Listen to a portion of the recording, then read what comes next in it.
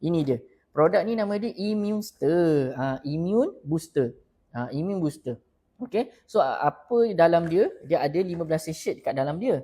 15 sachet ni satu hari satu sachet. Okay. Tapi apa yang saya duk beletih daripada pagi tadi nak relatekan dengan ni?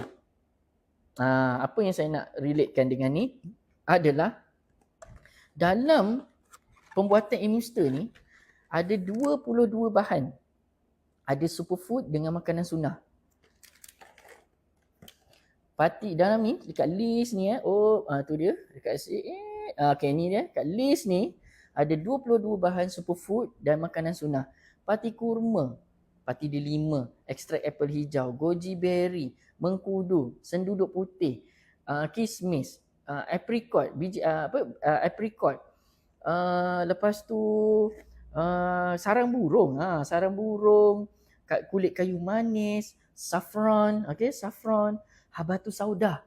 Tu dia, habatus sauda yang bagus untuk antibody, untuk tingkatkan sistem imun. Waktu kita COVID dulu tu, macam saya dulu ambil habatus sauda spray dekat mulut sebab nak elakkan kerongkong ni kena jangkitan kuman.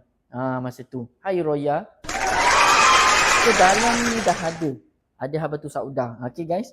Dan founder ada boosterkan lagi bahan dekat dalam ni, ada 3 bahan special. Bahan dia yang pertamanya spirulina, keduanya klorofil, ketiganya AFA. Tu dia. Ketiga-tiga bahan ni dia bagus untuk detox darah kita. Okay, benda yang hijau bagus untuk detox darah kita.